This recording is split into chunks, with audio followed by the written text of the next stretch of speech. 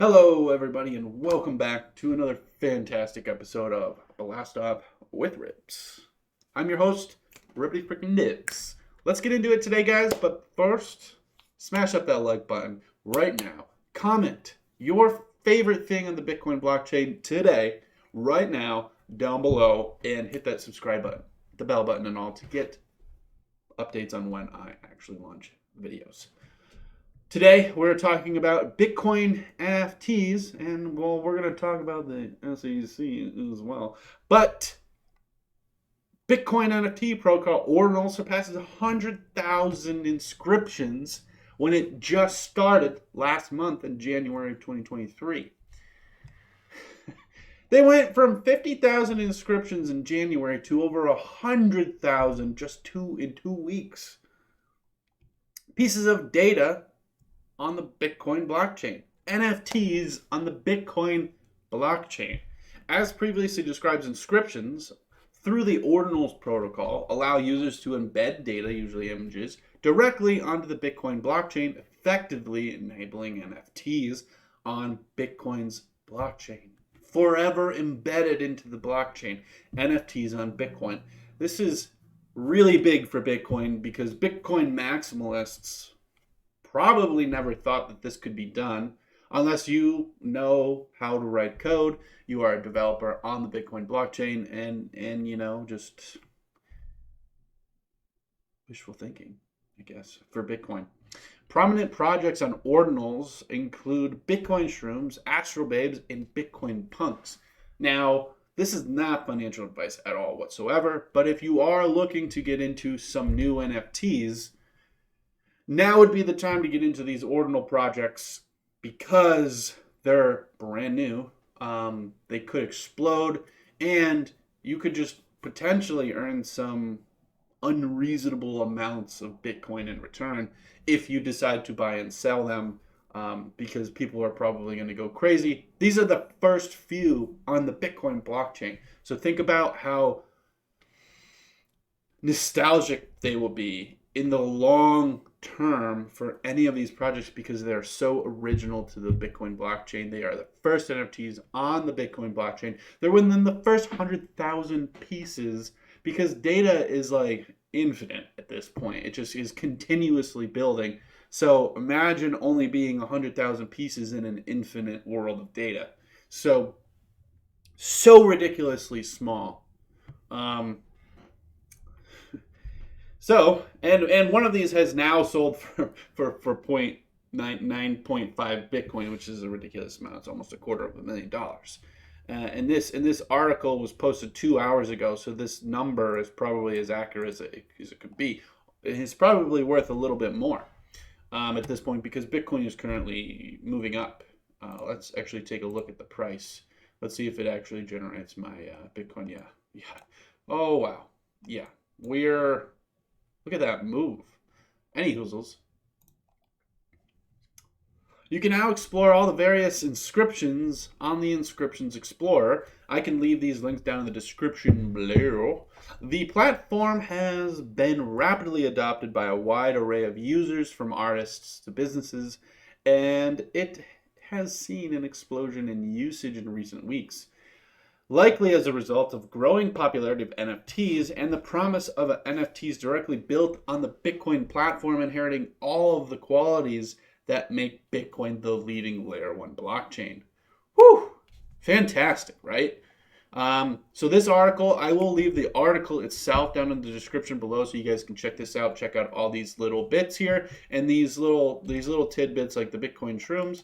They will bring you to a new page, hopefully directly to their Twitter, which now will allow you to directly go right. Wow, these kind of remind me of Super Mario a bit here, like almost exactly. Oh, it's me, Mario. Not endorsed by anything. Wow, that's pretty cool. These are pretty cool. They're all right. Look at Tether. Anyways, and so back to our other little tidbit, the SEC. A little bit of downer news. The SEC is at it again. They have come after Kraken because, but you can't guess. If you guess staking, that's right. Now, the SEC has considered staking to be a security.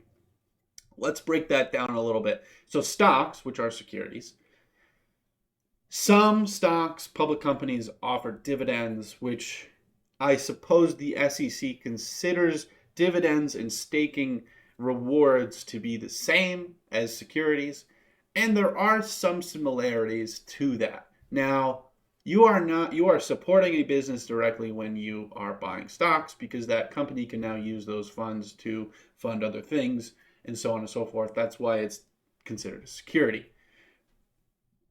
Cryptocurrencies are not that. By definition, they're not. They don't do the same thing.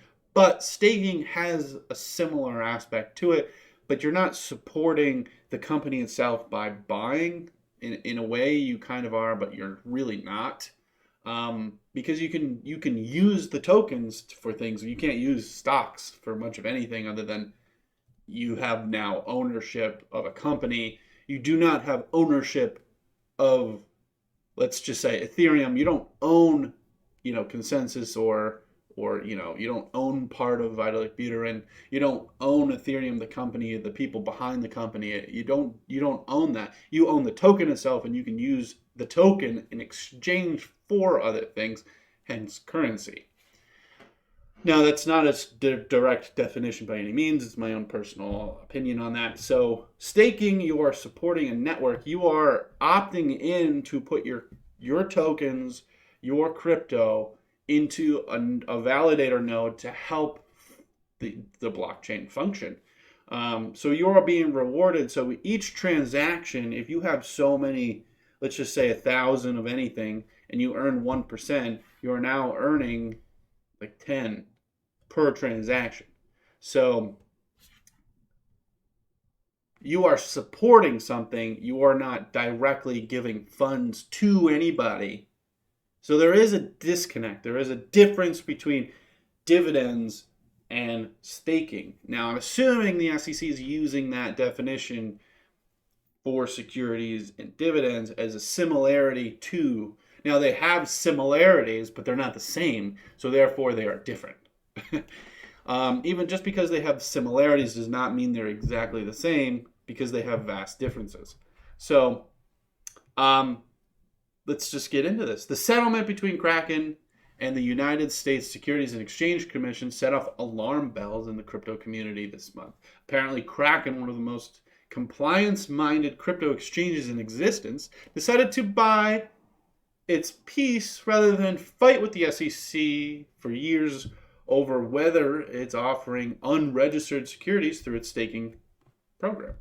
The nature of the settlement in the Kraken neither admitted nor denied the SEC's allegations, and the existence of the settlement that, technically speaking, cannot be used for legal precedent for any argument either side of the issue. That said, the settlement matters, as it will clearly chill crypto staking in the United States. The SEC chairman Gary Gensler said, whether it's through staking as a service, lending, or other means, crypto intermediaries, when offering investment contracts in exchange for investors' tokens, need to provide a proper disclosures and safeguards required by the securities laws. Now, the SEC has not given definition to what crypto is, so therefore they do not have any jurisdiction over this, which is kind of funny, in my opinion, because they are attempting to control a lot of this without actually having any control.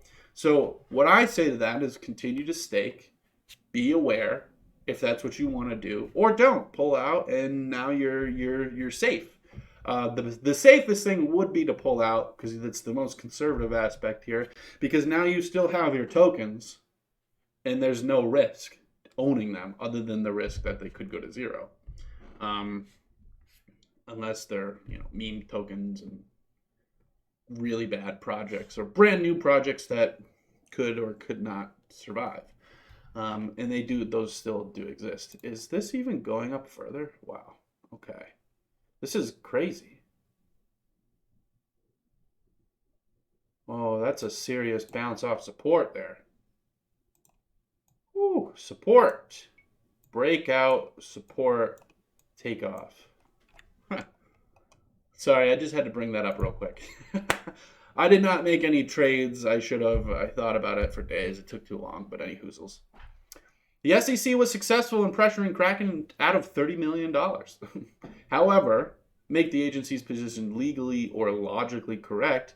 As a preliminary matter, staking and lending are totally different things. Staking is the process by which one pledges one's coins or tokens as a proof of stake blockchain to a proof of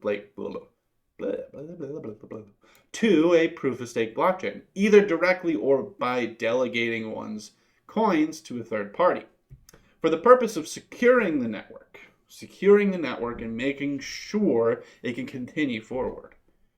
Stakers are the ones through whom the blockchain's consensus mechanism operates as they vote on which blocks will be added to the chain. The process of is algorithmic. And the reward is automatic when one's position is electronically selected as the validator for a given block. Stakers do not necessarily know who the other stakers are. You don't, unless otherwise publicly known, because you're using your own personal wallet. So if you know whose wallet's what, then yes, you would know who that person is. But if you don't know any of these wallets, then you don't know who they are. Nor do they need to know, because you don't. As the fate of one's stake is dependent only on the following rules of blockchain liveness, availability, and other technical considerations. There are risks of slashing, losing your coins, or bad behavior or unavailability. But again, these are algorithmic remedies doled out automatically according to the transparent rules built into the code. In staking, it's between you and the blockchain, not you and the intermediary. Lending, in contrast, invokes the entrepreneurial and managerial skill, or lack thereof, FTX, of the people whom you lend. This is distinctly human enterprise. One does not necessarily know what the borrower is doing with the money or simply hopes to get it back with return. The counterparty risk is, in part, what the securities laws are intended to address. In lending, the relationship between the lender and the borrower, which relationship that can take all kinds of unexpected turns. Defaultment, not repaying your loan, there's all sorts of things that come with that. So, the SEC really just strong-armed Kraken for $30 million. Interesting. The SEC doesn't really have jurisdiction, but it would have cost Kraken more money in the long term battling them in a lawsuit that could have just been frivolous. So why not just give them what they want and give them less of it by settling? Now, $30 million is quite a bit, but when you're talking about something as large scale as lending, $30 million to a bank who probably loans out hundreds, if not billions of dollars, because if you just look at the national debt, it's in the trillions. So yeah, so $30 million is still a lot, yes, but in the long term, probably not so much. So they settled, and they're not denying or adhering to the SEC's allegations. So they didn't admit nor deny. Therefore, it's just a settlement and cannot be used as precedent later in future lawsuits. So that's good for Kraken, I think. It's good news for Kraken.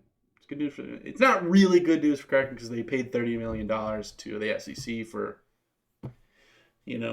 BOLOGNA. But yeah, so that's it for me today, guys. I hope you really enjoyed this content. I really hope you enjoyed my opinions. Just remember, none of this is financial advice. It's just my it's just my opinion. So, hope you guys enjoyed that. Until next time, keep blasting off.